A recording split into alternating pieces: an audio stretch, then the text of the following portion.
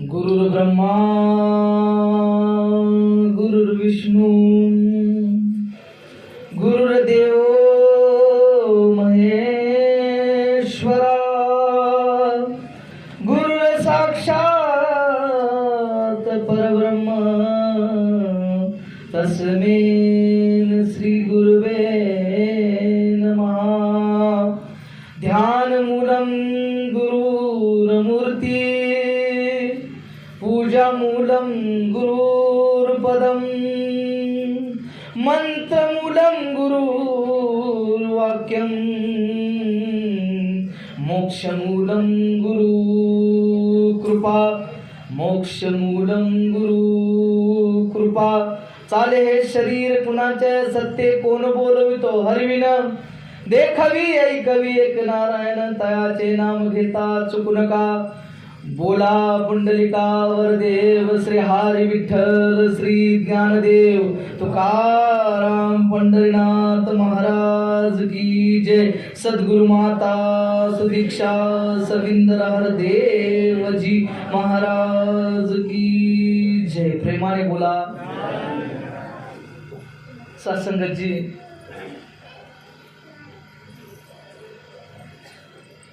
महात्मा सांगतात कि मैं सोचता कुछ और हूं पर होता कुछ और है।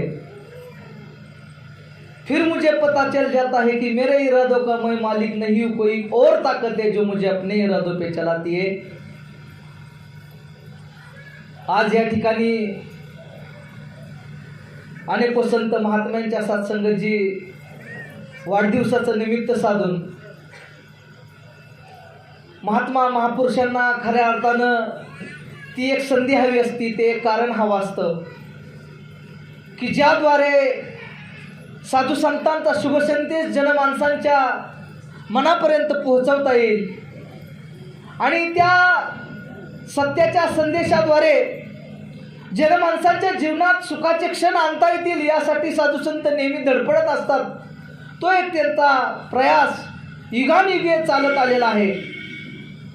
महाराष्ट्र ही संतांची भूमी आहे। याच मातीत 55 पेक्षा अनेक संत होऊन गेले। वेळोवेळी युगानुयुगे साधू संतांनी ज्या ज्या वेळी मानवजात सत्यापासून दूर चालली, ज्या ज्या वेळी माणूस अधोगतीला जायला लागला, त्यावेळी साधू संतांना या मानव जातीचा कळवळ आला आणि त्यांनी अतिशय कळवळ्याने या समाजाला जागा करण्याचा प्रयत्न केला, समाजामध्ये प्रबोधन घडवून आणण्याचा प्रयत्न केला। ज्या ज्या वेळी अज्ञानाची काळरात्र या समाजावरती आली, त्यावेळी मनुष्याला खऱ्या अर्थानं त्या सुखाची अनुभूती व्हावी, माणसाला त्याचं निजधाम प्राप्त व्हावं, माणसं सुखी व्हावीत, माणसं स्थिर व्हावीत, माणसं आनंदित व्हावीत, समाजामध्ये सलोखा आपुलकी प्रेम टिकावं, तुमच्या आमच्यामध्ये जिव्हाळा वाढीस लागावा, अनेक विषमतेच्या पलीकडे जाऊन तुम्ही आम्ही कुठंतरी शांत व्हावं, स्थिर व्हावं, व्यक्तिगत उत्थान करून घ्यावं, यासाठीच खऱ्या अर्थानं या आध्यात्मिक विचाराची निर्मिती या भूतलावरती झाली। आणि आज ही त्याच पद्धतीनं त्याच परीनं, हे काय नवीन नाही आहे। जो आवाज संत ज्ञानेश्वर महाराजांनी दिला, जो आवाज तुकाराम महाराजांनी दिला, जो आवाज अनेक वली पीर पैगंबरांनी दिला, तोच आवाज घेऊन आज संत निरंकारी मिशन तुमच्या आमच्यापर्यंत पोहोचलेला आहे। आणि माणसाला माणसाप्रमाणे वागावं, माणसाने माणसाचा स्वीकार माणूस म्हणून करावा। पाहायला गेलं तर बाहेर माणसं पुटपट्टे घेऊन उभी आहेत महाराज, भौतिकतेच्या पुटपट्ट्या। आज माणसं एकमेकांचं मोजमाप सुद्धा सत्संगाची या परीनं करतात की कुठल्या गाडीत नाला, हातात कोणत्या कंपनीचं घड्याळ आहे, हातात मोबाईल कोणत्या कंपनीचा आहे, आणि मग साडी माडीच्या गाडी आणि पलीकडे जाऊन पदवी प्रतिष्ठा सत्ता संपत्ती याकडे पाहून ज्यावेळेस माणसाला जोखलं जातं, माणसाला मोजलं जातं, त्यावेळेस कुठंतरी आपल्यातली माणुसकी हरवायला लागली असं ज्या वेळेस वाटायला लागतं, त्यावेळेस संतांना कळवळा येतो, आता माणसं जागी झाली पाहिजेत, आता माणसांनी जाग्यावर आलं पाहिजे। म्हणून अशा कार्यक्रमाची आवश्यकता समाजाला भासत असते। तसं पाहायला गेलं तर महाराष्ट्र ही अतिशय संत सज्जनांनी पुरेपूर झालेली भूमी, भक्तीचा वसा आणि वारसा तुम्हाला फार युगानुयुगे पूर्वापार परंपरेनं मिळालेला आहे। इथं काय भक्तीचं नवीन सांगायसाठी आम्हाला आज या ठिकाणी या कार्यक्रमाचं आयोजन करण्यात आलेलं नाही, परंतु सत्य काय आहे, आम्ही जे करत आलेलो आहे ते बरोबर आहे का, आता आम्हाला थोडा त्याच्यावरती विचार करण्याची वेळ आलेली आहे का, हे समजून घेण्यासाठी मुख्यत्वे हा प्रयास आहे. इथल्या संत महात्म्यांची ती एक तळमळ आहे. खरं सांगावं, माणसं देवाकडे का जातात, कधी जातात, माणसं भक्तीच्या वाटेवरती का वळतात, माणसाला जीवनामध्ये देवाची गरज का भासते, माणसाला जीवनात देवाची गरज आठवण कधी येते, दुःखानं व्यथित झालेली. तुमच्या आमच्या घरामध्ये ज्या वेळेस माणसं व्यथेनं पिछाडून जातात ना, दुःखानं होळपळून जातात ना, व्यथेनं त्रासून जातात ना, त्यावेळेस माणसाला देवाची आठवण येते. त्यावेळेस माणसाला वाटतंय आता काहीतरी करावं लागतंय बघा. आणि मग तुम्ही आम्हाला कुणी जर सांगतोय इकडं जा तिकडं जा, हे करा ते करा, त्याशिवाय माणसं देवाकडे येतील तरी कशी महाराज. अहो, या भक्तीच्या इतिहासात फक्त एकटा नामदेव होता जो देव पाहिजे म्हणून परमेश्वराकडे गेलता. बाकी फक्त तुमच्या आमच्यासारखे जीवनात त्यांच्या व्यथा आली, दुःख आलं, कष्ट आलं म्हणून देवाकडे वळले. कारण ज्यांनी परिस्थिती समोर हात टेकले, ज्यांना आता सण होत नाही, माणूस म्हणून मर्यादा समजून आली, आता आपल्या हातात राहिलेलं नाही, पळायचं तरी कुठपर्यंत महाराज. आम्ही येताना रस्त्याने एक जण असंच पळत होतं. मी महाराजांना म्हणलं हा का पळायला लागलाय. महाराज म्हणले घरात बसून त्याला डॉक्टरने सांगितलं पळल्याशिवाय काय पर्याय नाही, प्रेमाने बोला. आणि दुसरीकडे अशी परिस्थिती आहे महाराज, त्याला घरात बसून उपद्व्याप झाला, डॉक्टर म्हणले पळा. आणि काय जणांना घरात शांत बसायचंय, आनंद घ्यायचा आहे म्हणून दुसरे पळायला लागले, प्रेमाने बोला. पण पळणं कुणालाही थांबलेलं नाही, सगळे पळतच चाललेत. आणि म्हणून साधू संतांनी सांगितलं की तुम्ही सुखाच्या शोधात आहे म्हणून परमेश्वराकडे जाताय, तुम्हाला जीवनात स्थैर्य हवा आहे म्हणून तुम्ही देवाची आठवण काढताय, तुम्ही तुमच्या परिस्थितीला शरण गेलाय, आता तुम्हाला पर्याय राहिला नाही म्हणून तुम्ही देवाकडे जाताय. अरे परंतु का, तिथं गेल्यानंतर आम्हाला ते स्थिरत्व मिळणार आहे का, तिथं गेल्यानंतर आम्हाला तो खरा आनंद प्राप्त होणार आहे का, तिथं गेल्यानंतर तरी आमची व्यथा मिटणार आहे का, संपणार आहे का, आम्ही आजवर जे करत आलो त्यानं तरी आमचं दुःख संपलंय का, हा प्रश्न कधीतरी आपण स्वतःला विचारणं काळाची गरज आहे. भक्तीच्या वाटेवरती चालत असताना भक्ती, परमार्थ, गीता, प्रवचन, कथा हे मनोरंजनाचं काम नाही महाराज, हे मनोमंथनाचं काम आहे. इथं येऊन तुमची आमची मनं जागी झाली तर याचा काहीतरी उपयोग होईल. परमार्थाच्या ठिकाणी माणसाने स्वतःचा शोध घेण्यासाठी जावं, स्वतःचं आत्ममूल्यांकन करण्यासाठी जावं, स्वतःला पाहण्यासाठी जावं, मी कसा आहे. म्हणून तर संतांनी सांगितलं, घेऊन सद्गुरु घरची किल्ली, उघडावी अंतरंगाची खोली, मी कोण कोठणी चारावं, विचारून पहा रे विचारून पहा. माणसाला प्रश्न पडायला हवा होता महाराज, मी का जगायला लागलोय, माणसं अशीच जगायला लागली हो, का जगायचं हे कधीच कोणी विचारलं नाही. हा प्रश्न आम्हाला कधीच पडला नाही आणि आमचं दुःख कधी मिटलं नाही. अहो, दुःख मिटणार तरी कसं महाराज, ज्यांना सुखाची परिभाषा माहीत आहे तेच तर सुख सांगतील ना. सुख सुख सुख म्हणून सुकून गेली काय, अरे सुख मिळलं नाही पण आमचा वेळ मात्र गेला वाया महाराज. पण नुसता वेळ जाऊन काय होणार नाही, आम्हाला खरं सुख मिळेल कधी, आम्ही सुखासाठी काय काय करत नाही, आम्ही आनंदासाठी काय करायचं राहिलोय. बघा ना, माणसाला आनंद पाहिजे असतो आपण फिरायला जातोय, माणसाला आनंद पाहिजे होतो आपण बागेत जातोय, माणसाला आनंद पाहिजे असतो आपण मॉलमध्ये जातोय, माणसाला आनंद पाहिजे असतो आपण पिक्चर बघायला जातोय, माणसाला आनंद पाहिजे असतो आपण एखादी वस्तू आणतोय, माणसाला आनंद पाहिजे असतो आपण कोणाला तरी भेटतोय, माणसाला आनंद पाहिजे असतो आपण घरात काहीतरी खायला करतोय, माणसाला आनंद पाहिजे असतो आपण कुठं तरी फेरफाटका मारायला जातोय. परंतु आनंद मिळतोय का हो? हा, टी व्ही बघितला, मालिका संपली, आनंद संपला. मॉलमध्ये गेलो, घरी परत आलो, आनंद संपला. बागेत गेलो, बागेतनं घरी आलो, आमचं तोंड आहे तसंच, आनंद संपला. पिक्चर बघायला गेलो, 3 तासाचा पिक्चर संपला, आमचं दुःख नाही तेच. मिळाला का आनंद आपल्याला कायमचा? म्हणलं कुठं तर फिरायला जाऊ बाबा, चला पुण्याला जाऊ, गोव्याला जाऊ, कोकणात जाऊ, गेलो, 2-4 दिवस आनंद घेतला, परत रस्ता इकडं चालायला लागलो, आनंद संपला. काय मग आनंदाची परिभाषा काय आहे? बरं, कुणीतरी म्हणलं महाराज ह्या देवाकडे जा, ह्या बाबाकडे जा, इकडं जा तिकडं जा, देवदेव करा, तिकडं गेलो, तिकडून आलो, आनंद संपला. मग नक्की मुख्यत्वे काय आहे? खरा आनंद कुठं आहे? खरा आनंद म्हणायचं कशाला? ज्या आनंदाच्या शोधात मी हे काय करायला लागलोय त्या आनंदाची प्राप्ती मला होईल कुठं? हा प्रश्न आपण कधी स्वतःला विचारणार आहे का? साधू संत हे मनुष्याला शाश्वत आनंदाची प्राप्ती करून द्यायला येत असतात. तुम्ही आजवर ज्या ज्या साधनांमध्ये आनंद शोधताय ना, तिथून तुम्हाला टेम्पररी आनंद मिळतोय. तो अशाश्वत आहे, तो काही काळापुरता आहे. तुम्ही करता तेवढ्या पुरतं बरं वाटतं. घरात पदार्थ केला, अहो खाऊन खाऊन खाणार किती? अहो त्याचा सुद्धा वीट येते. प्रेमाने बोला, आनंद संपला. आपलं म्हणणाऱ्या माणसांना भेटणार तरी किती? एक दिवस त्याला सुद्धा कंटाळा येतोय. आनंद संपला. पाहुणे आली, 2-4 दिवस बरं वाटलं, ती निघून गेली, आनंद संपला. गाडी घेतली, गाडी फिरवणार किती? 8 दिवस, महिनाभर, त्याचाही आनंद संपला. मोबाईल घेतला, मोबाईल मध्ये तरी किती दिवस काय काय करणार? त्याचा सुद्धा आनंद संपला. मग नक्की आपल्याला कुठल्या आनंदाची अपेक्षा आहे? मग नक्की माणसाला कुठला आनंद पाहिजे हे आम्ही कधी समजून घेणार आहे? हे आम्हाला कधी कळणार आहे?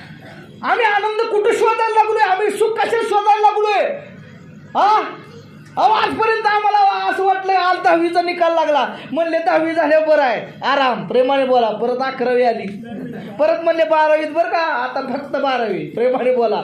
12वीत बी ह्यानं आपला जोर लावला, 12वीत जोर लावला, म्हणले आता 12वी झाली की निवांत. महाराज 12वीत बी अभ्यास केला, पार तुम्हाला सांगतो जीव काढून अभ्यास केला. 12वी संपल्या म्हणले नाही, आता फक्त 3 वर्ष ग्रॅज्युएशन, तिथून पुढं फक्त आरामच आहे. हे त्या आशेनं त्यानं 3 वर्ष परत अभ्यास केला, तिथं ग्रॅज्युएशन केलं. म्हणले ह्याच्यावर बी काय नोकरी लागत नाही, पोस्ट ग्रॅज्युएशन करावं लागेल. परत म्हणले निवांत लाईफ आहे, काय नको टेन्शन घेऊ. त्यानं पोस्ट ग्रॅज्युएशन बी केलं, तिथं बी आराम नाही राव. त्यानंतर ही नोकरीसाठी पळायला लागली, नोकरीसाठी पळायला लागलं. पळ मर करून हातापाया पडून ह्यानं नोकरी मिळवली. त्याला वाटलं आता तरी खुश होईल. महाराज म्हणले नाही, आता लग्न कर, मग आनंद आहे. ह्यानं लग्न केलं, त्यावेळेस वाटलं आता तरी आरामशीर घरात बशील, आनंद येईल, सुख येईल. महाराज कशाचं काय? ह्यानं लग्न केलं, आज जास्तच पळायला लागलं. जास्त पळायला लागला, पण आनंद काय मिळाला नाही. परत म्हणले आता थोडंसं बरं वाटेल, मग आता थोडा आनंद मिळेल. परत म्हणले 2 पोरं होऊ द्या, मग बरं वाटेल. पण 2 पोरं झाली. अहो त्यानंतर तर टेन्शन वाढलं महाराज. टेन्शन वाढलं का? त्याला आता तर बालवाडीपासूनच महाराज फी 50,000 60,000. आनंद कुठं आहे? विचार करण्याची गोष्ट आहे, हसवण्याची गोष्ट नाही. यापासून आपल्याला आपल्या जीवनाकडे पाहावं लागेल. मी हे जगायला लागलोय, काय जगलो मी का जगतोय? जगण्याचा अर्थ एवढाच आहे का? एका महात्म्याला विचारलं, म्हणले माणसं किती काळ जगतात? ते म्हणले माणसं काहीच काळ जगतात, बाकी वेळ ती फक्त जिवंत असतात. जिवंत असताना जगणे यात फरक आहे महाराज, समजून घ्यावं लागेल. 2 पोरं झाली, परत त्यांचं शिक्षण चालू झालं. त्याला वाटलं त्यावेळेस तरी बरं वाटेल, पण त्यांच्या शिक्षणानं हा बेजार झाला. परत त्याला कुणीतरी सांगितलं, महाराज पोरं तुमची नोकरीला लागली ना, त्यानंतर आनंदी आनंदच आहे बघा. त्याचं बी पोरगं नोकरीला लागलं, ही त्यावेळेस तरी कुठं आनंदात बसते. परत ह्याला त्याच्या लग्नाचं टेन्शन आलं, त्याच्या लग्नाचं त्याला टेन्शन आलं. त्यावेळेस पण आनंद मिळाला नाही. त्या पोराची लग्न पण झाली, परत ह्याला टेन्शन आलं. एखादं मूळबाळ झालं म्हणजे बरं वाटतं. त्यावेळेस पण हा शांत बसला नाही. त्यांच्या पोरांचं थोडं बरं झालं म्हणजे बरं वाटतं. काय हो, एवढंच आहे का जगणं आपलं? किती मिळाला आनंद आपल्याला? कुठं आहे आनंद? कुठं आहे सुख?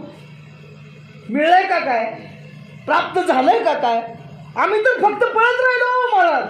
अहो दरवाज्यात ना आणता खिडकीत आयुष्य निघून कधी गेलं माणसांना कळलं बी नाही. आणि म्हणून संतांनी सांगितलं की खर्च झाल्याचं दुःख वाटत नाही महाराज, जेव्हा हिशोब लागत नाही तेव्हा लई त्रास होते. हिशोब लागला पाहिजे महाराज. आम्हाला आपल्या जीवनाचा ठोकताळा मांडता आला पाहिजे. काय कमावलं आणि काय गमावलं पैशाच्या हिशोबात नाही हो, जन्माचं वर्म आणि मर्म जाणण्याच्या हिशोबात आम्हाला कळलं पाहिजे. आणि हे सांगितलं कोणी?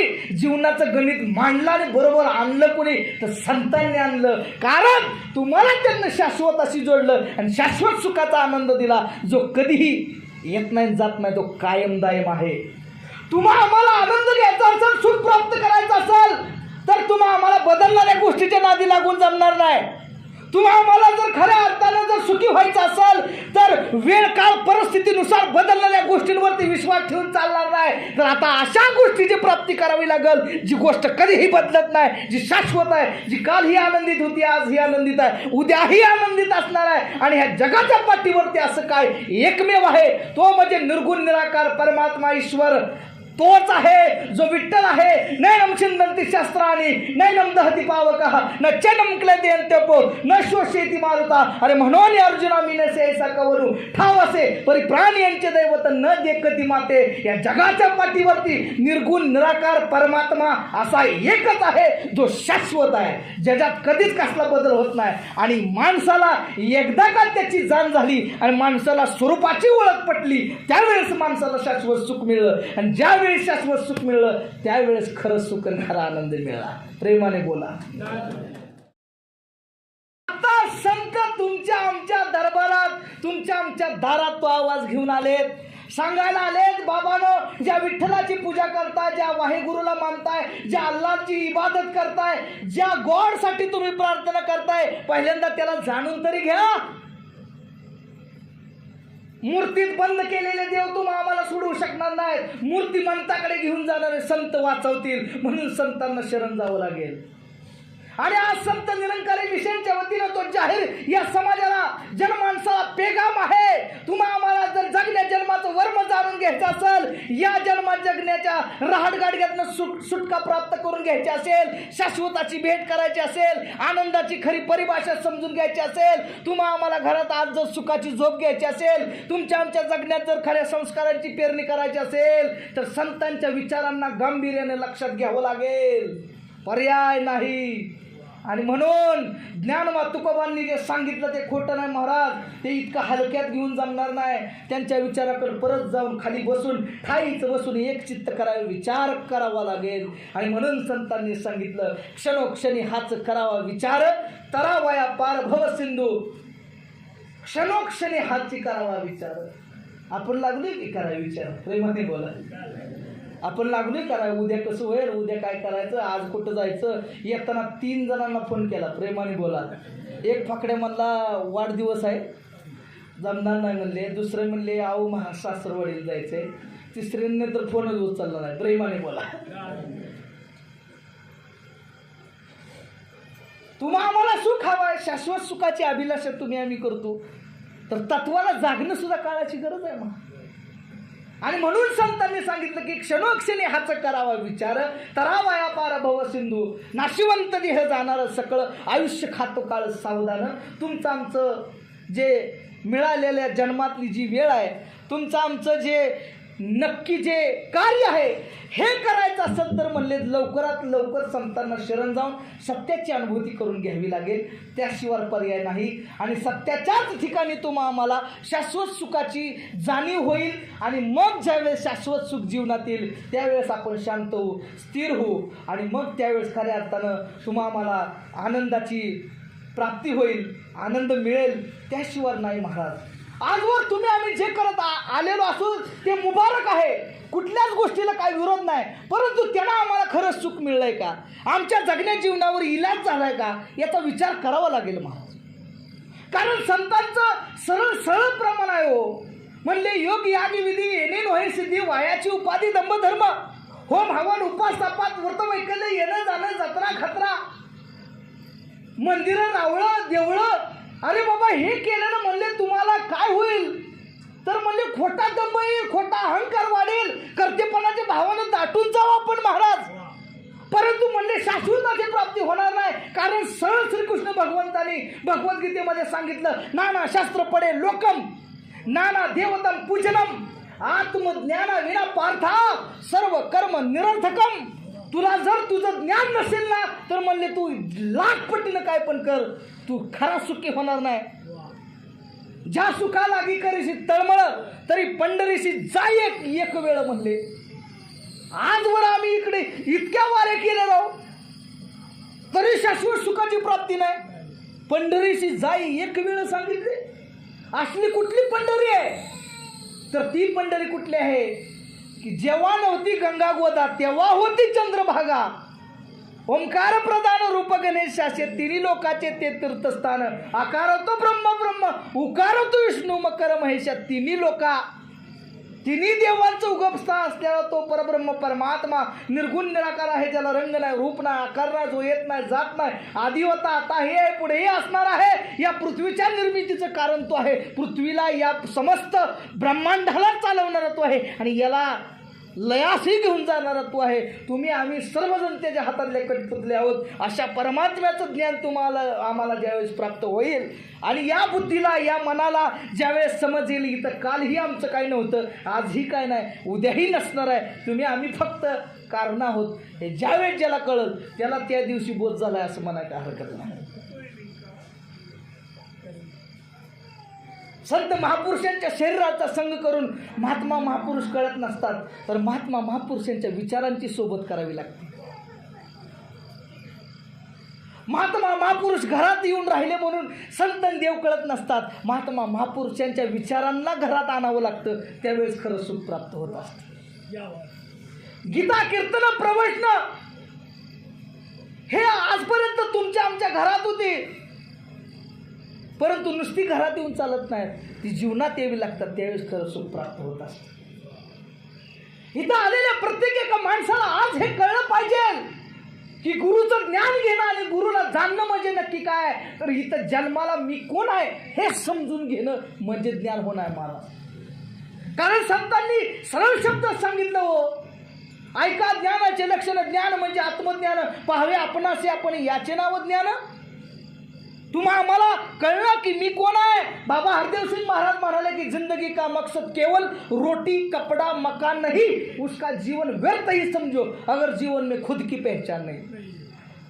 जर आपल्याला कळत नाही की मी कोण आहे तर मग हेलपाटा होईल. महात्मा सांगतात की पटकर पोतेर करती सुगरण तैसा जन्म व्यर्थ जाई जाण म्हणाले. जर तू जन्माला आल्यानंतर जाणलंच नाही की मी कोण आहे, साधू संतांना शरणच गेला नाही, तर म्हणले काय होईल, पटकर पोतेर करीती सुगरण तैसा जन्म व्यर्थ जाय जाणं. म्हणले काय होईल, तर एखाद्या सुगरणीनं नव्या साडीचं जसं पोतेर करावं तसं होईल म्हणले. कुणी नव्या साडीचं पोतेर करतंय काय, कुणी नाही ना करत. हा मिळाल्यानं जन्म सुद्धा तसाच नवा कोरा आहे महाराज. मिळालेला हा जन्म सुद्धा तसाच नवा कोर आहे. स्वतःला जाणण्या वाचून असा वाया नका घालू. संत म्हणतात की पटकर पोतेर करीती सुगरण ऐसा जन्म व्यर्थ जाय जाणं, नाहीतर वाया जाईल म्हणाले. गुरुच्या दरबारात आल्यानंतर स्वतःची ओळख करण्यासाठी आलं पाहिजे, माझा शोध घेण्यासाठी इथं आलं पाहिजे, मला स्वतःला पाहण्यासाठी इथं आलं पाहिजे. माणूस म्हणून मी ह्या जीवनात जगत असताना माझा काहीतरी विकास व्हावा म्हणून आलं पाहिजे. तुमच्या आमच्या भावना जाग्या व्हाव्यात म्हणून आलं पाहिजे. परदुःखाची चाळ यावी, दुसऱ्याचं दुःख बघून तुमचं आमचं मन हललं पाहिजे म्हणून इथं आलं पाहिजे. अहो जातीपाती धर्माच्या बाहेर पडून समतेचं, एकत्वाचं, ममत्वेचं, आसक्तीचं, माणुसकीबद्दलच्या जिव्हाळ्याचं प्रेम उत्पन्न व्हावं म्हणून संतांच्या चरणी आलं पाहिजे. नाहीतर पोराचं लग्न जमत नाही, वाट्याचं बांधकाम होत नाही, भाकरी काय जात नाही, प्रेमाने बोला पण चपाती खा, काय काढलं. ह्याच्यासाठीच आमचा परमार्थ, एवढ्या साध्या गोष्टीसाठी. आणि म्हणून सत्संगतजी आता परमार्थाची परिभाषा बदलत चाललेली आहे. वेळ ही पुढं निघून गेलेली आहे. आता तुम्ही आम्ही जितक्या लवकर जाग होऊ ना तितका फायदा होईल. आणि ही आत्मसुखाची गोष्ट आहे, हे समजून घेणं आता गरजेचं आहे. इथं येऊन सद्गुरूच्या चरणावर येऊन मला माझा आत्मउद्धार करून घ्यायचा आहे, हे आता आपण पक्कच मनाला सांगणं हे अतिशय गरजेचं आहे. म्हणून या विषय तसा फार मोठा आहे. देवधर्म संत सद्गुरू ह्याची व्याख्या जर समजून घ्यायची असेल तर इथं उपस्थित असलेल्या तुमच्या आमच्या परिसरातील संत निरंकारी मिशनच्या अनेको संत सज्जन महात्म्यांना शरण तिथं जाऊन बसा, त्यांना विचारा महाराज सद्गुरूची व्याख्या काय, देव म्हणजे नक्की काय. आम्हाला जाणून घ्यायचं आहे हो, आम्हाला माणूस म्हणून जगायचं आहे हो, आम्हाला शाश्वताची प्राप्ती करायची हो. आम्ही आता बाकीचं करून कंटाळलोय, तिथं सुख काय मिळत नाही महाराज. म्हणून या इथं आल्यानंतर नक्कीच तुमच्या दुःखावर इलाज झाल्याशिवाय राहणार नाही हा दावा आहे ही तुमच्या समोर सगळ्यांच्या साक्षीनं सांगणं आहे. फक्त संत निरंकारी मिशन येऊन मोठे मोठे गप्पा सांगून आम्हाला विचारात फसवून जाणार नाही. दैववादी आणि दैव भोळेपणानं आम्हाला फक्त गुंतवून जाणार नाही, तर सत्य आणि वास्तवाशी भिडायसाठी धैर्य देऊन जाईल. जगण्या जीवनाशी दोन हात करायसाठी विचार देऊन जाईल. अहो, अध्यात्माचं आणि परमार्थाचं करायचं काय? जगत असताना जर उत्साह नाही आला, जगायला जर मजा नाही आली, जीवनाचं जर गाणं नाही झालं तर करायचं काय हो? लोक हसं नाही की हो आजकाल हसं नाही. लोकांनी क्लास लावला हसायचं, प्रेमाने बोला, आणि तिथं जाऊन हसायला लागली मोठमोठ्यानं खोटं प्रेमाने बोला. पण मनापासून हसायचं असेल ना तर जाण व्हावी लागेल स्वतःची. म्हणून ऊन सावली चढ उतार येणं जाणं नफा तोटा यश अपयश होणार हो. हे जीवन आहे, बदलणाऱ्या जगासोबत हे घडणार. तुम्ही आम्ही आता समजून घ्यायला हवं. या जन्मावर या जगण्यावर शतदा प्रेम करावे. मिळालेला जन्म असा फुकानं घालवू नका. प्रत्येक क्षणाचा आसुसून आनंद घ्या, आसुसून आनंद घ्या. वैर ईर्ष्या द्वेष निंदा नालस्ती फसवणं डुबवणं मारणं पाडणं यातून जरा बाहेर पडून आता उचलायला थोडा हातभार लावूया. आता एकमेकांना मिठी मारून प्रेमाने कसा आहेस बरं चाललंय का एखाद्याच्या डोक्यावरून हात फिरवायसाठी जीवन घालूया. परमार्थ केल्याचं सुख प्राप्त होईल.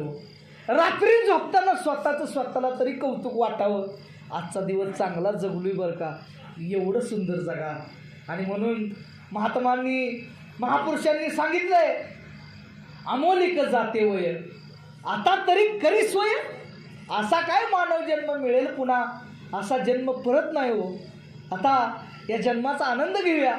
आपल्यावर प्रेम करणाऱ्या, आपल्याबद्दलची चांगली आसक्ती, आपल्याबद्दलचे चांगले विचार ठेवणाऱ्या माणसांना कधीतरी कौतुकानं म्हणूया की तुम्ही आमच्यासाठी खूप गरजेचे आहात, थँक्यू. आज घरी गेल्यानंतर आपण आपल्यावर प्रेम करणाऱ्या घरातल्या लोकांच्या मनापासून पाया पडूया, त्यांना मिठी मारूया आणि त्यांना म्हणूया थँक्यू, तुम्ही आमच्या जीवनात आला, लय भारी झालं. कधी सांगणार हो आपण आपल्या घरच्यांना, कधी सांगणार हो आपल्यावर आपले प्रेम करणाऱ्या जवळच्या माणसांना प्रेम करून मिठी मारून तू जीवनात आलास खूप भारी वाटलं. सांगून बघा महाराज, जीवन सुंदर झाल्याशिवाय राहणार नाही.